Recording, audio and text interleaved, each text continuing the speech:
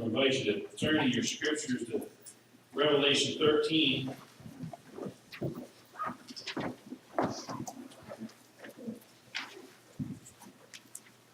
And it's funny, sometimes I'm looking for an illustration that's going to illustrate things perfectly.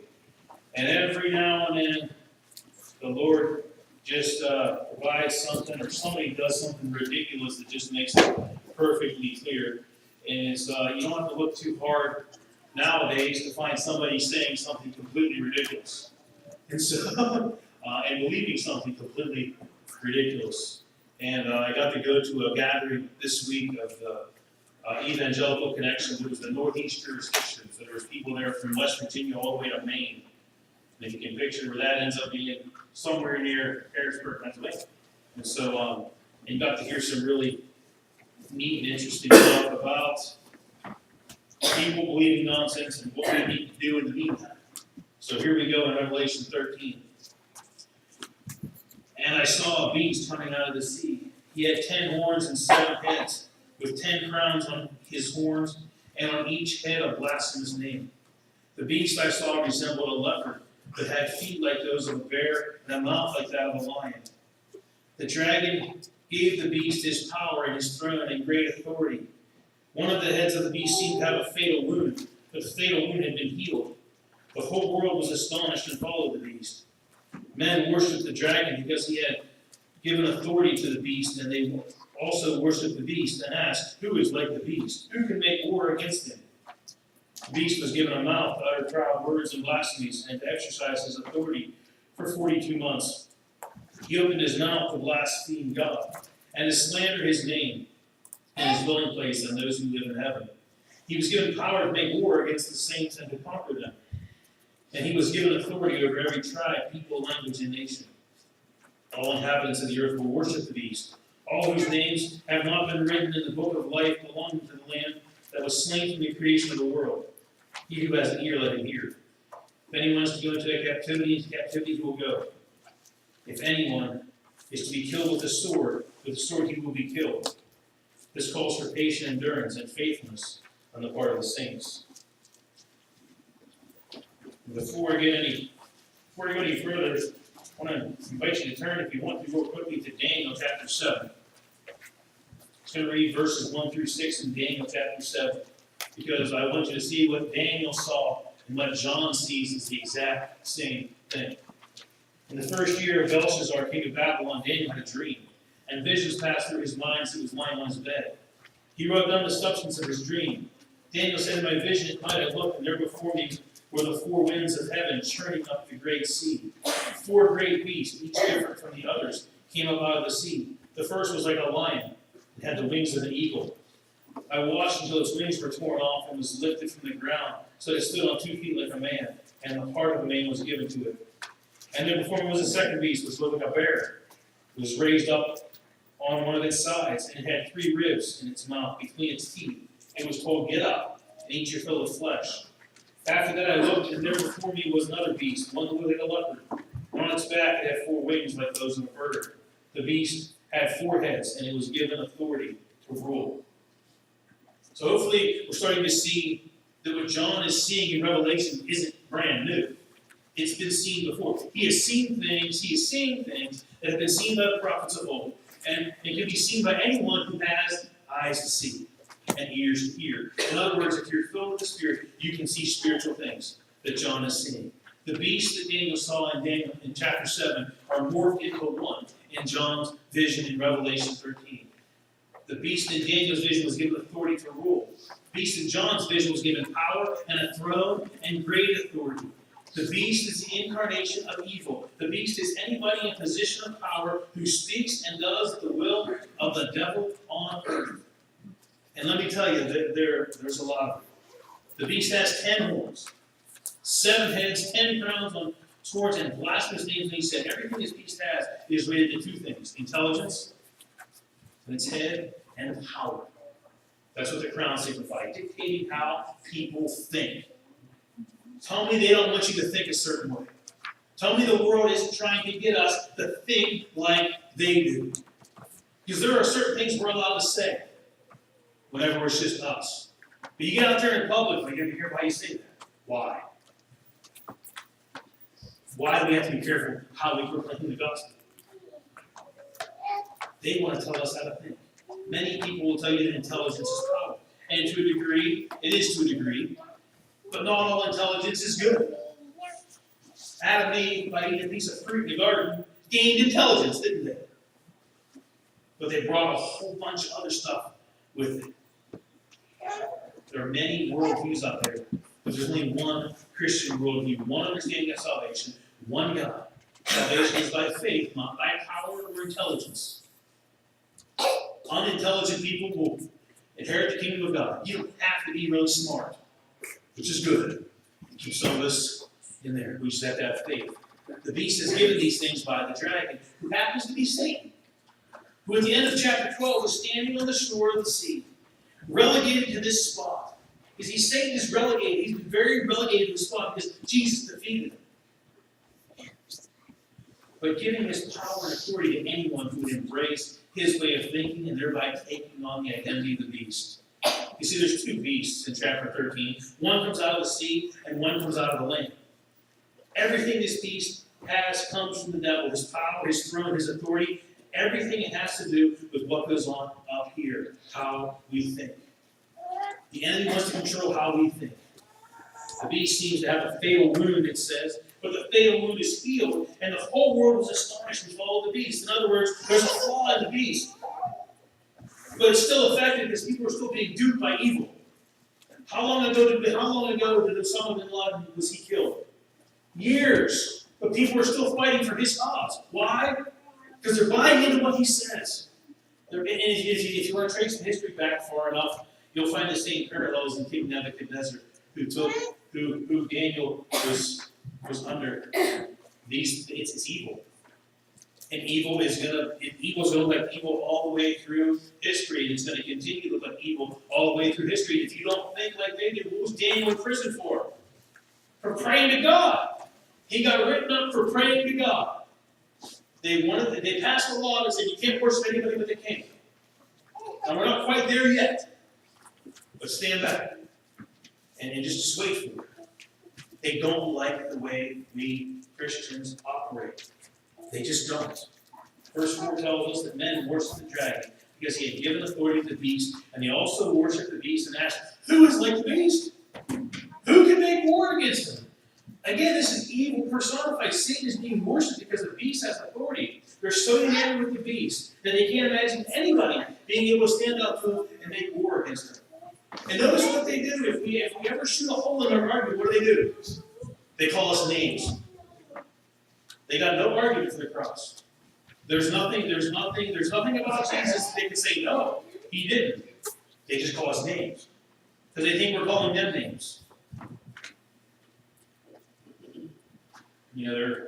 They just can't imagine anybody being able to stand up to them.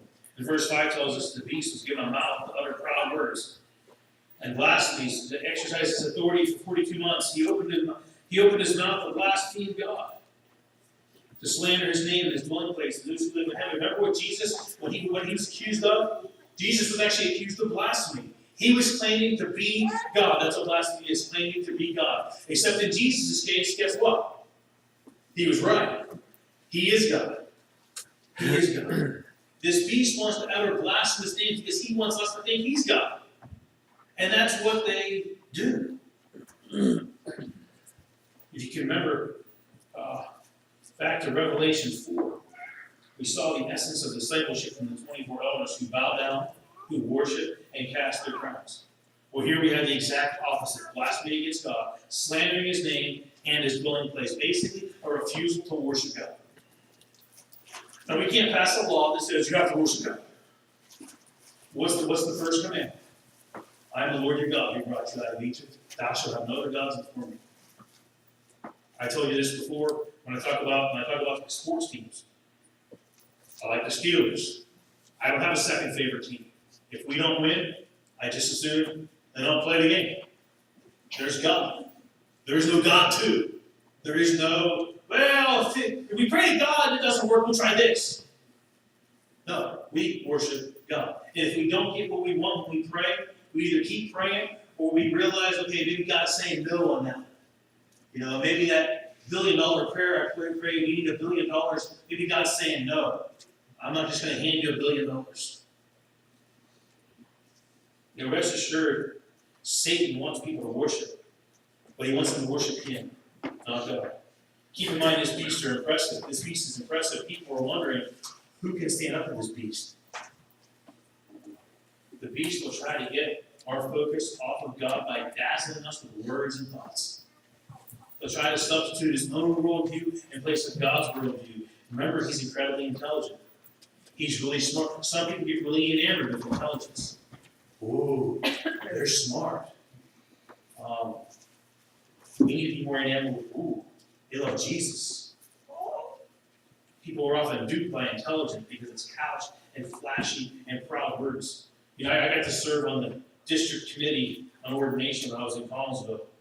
And I have a reputation for talking a lot. It's true. And but at these district committee meetings for interviewing candidates for ministry, and we must interview 2 or 3 in a row, and I didn't really say anything.